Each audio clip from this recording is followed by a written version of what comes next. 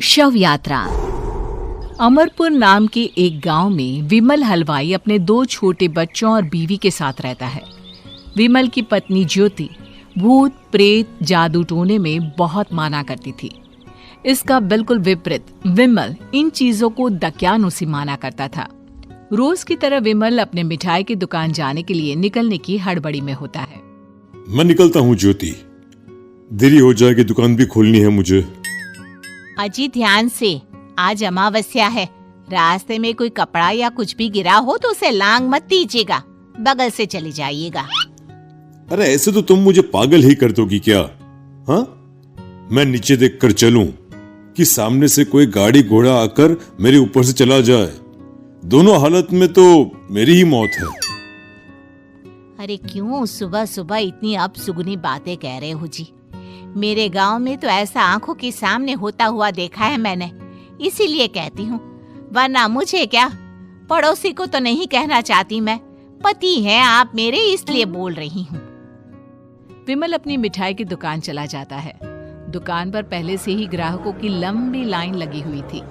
ये लो, वहाँ ज्योति अमावस्या को लेकर परेशान है और आज तो हमेशा से ज्यादा ही लंबी लाइन लगी पड़ी है। अच्छी खासी बिक्री होगी आज। विमल दुकान खोलता है। एक के बाद एक ग्राहक उसकी दुकान पर मिठाई ले रहे होते हैं। तभी गांव की एक बूढ़ी औरत विमल से कहती है, जिस तेजी से बिक्री हो रही है, कहीं किसी की नजर ना लग जाए, नींबू मिर्ची टांग ले। अरे क्या चाची तुम भी, ये सब नजर बजर कुछ नहीं होता है। कैसे लोग हैं मेरे आसपास। अपनी दुकान से शाम को विमल हंसते कूदते वापस घर आता है। हाँ, आज तो अच्छी खासी बिक्री हुई है। 1 महीने में जितनी बिक्री होती है, एक ही दिन में आज उतने पैसे कमा लिए मैंने। ये तो बहुत अच्छा हुआ जी, आज ही घर की नजर उतारी है मैंने। बिक्री तो अच्छी होनी ही थी। अच्छा, तुम खाना लगा दो, सारा माल बिक चुका है।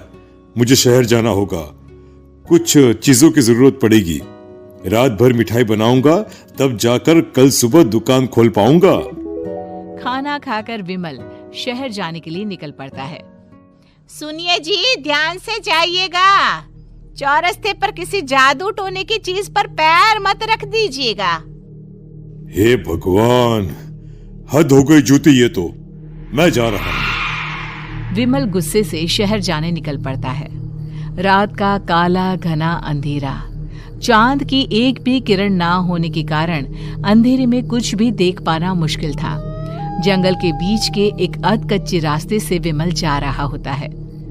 चारों तरफ गुफ अंधेरा और सन्नाटा सुनाई दे रहा था, और सुनाई दे रही थी विमल के पैर के नीचे आ रहे सूखे पत्तों की आवाजें। तभी अचानक दूर से उसे कुछ आवाजें सुनाई देती है। अरे, ये इतनी रात को जंगल के रास्ते कौन जा रहा है? शायद कोई टोली होगी। राम नाम सत्य है, राम नाम सत्य है, राम नाम सत्य है, राम नाम सत्य है। धीरे धीरे आवाज कुछ कुछ सुनाई पड़ती है। आवाज धीरे धीरे और नजदीक आती सी लगती है।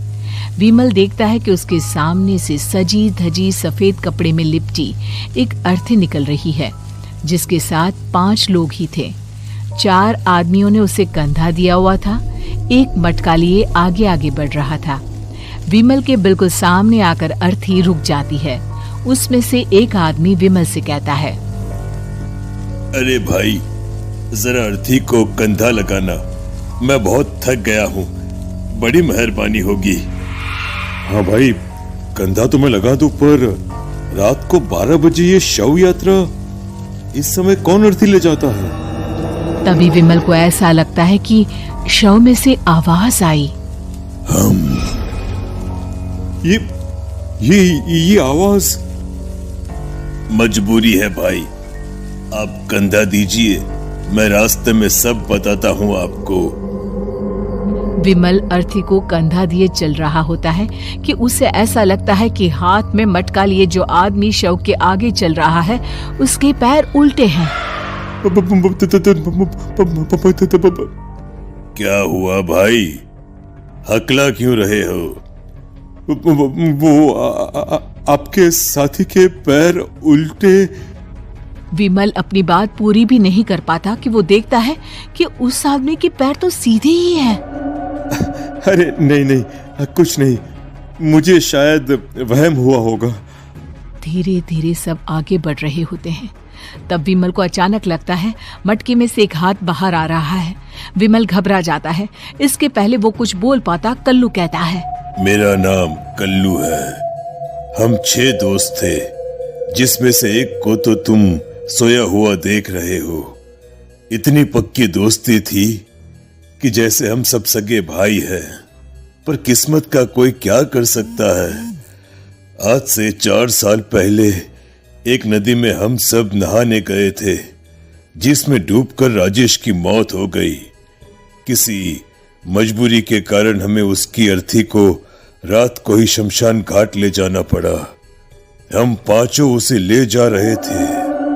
4 साल पहले आप 5 में मैं कुछ समझा नहीं।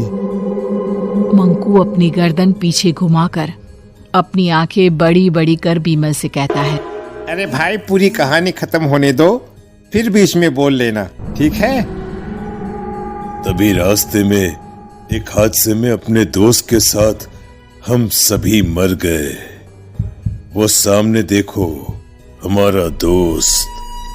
बीमल सामने देखता है। उसे दिखता है कि एक ऐसा आदमी जिसका शरीर कई जन्मों से पानी के अंदर रहने के कारण सफेद पड़ गया है। उसकी आंखें बाहर की ओर निकली हुई थी। फिर ये अर्थी किसकी है?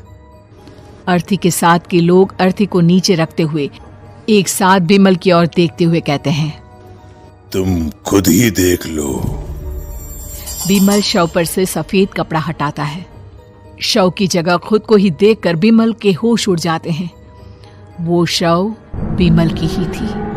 पलक झपकते ही बीमल उस अर्थी की जगह पर होता है। 6 के 6 दोस्त उसी तरह अर्थी को उठाकर चलने लग जाते हैं। राम नाम सत्य है। राम नाम सत्य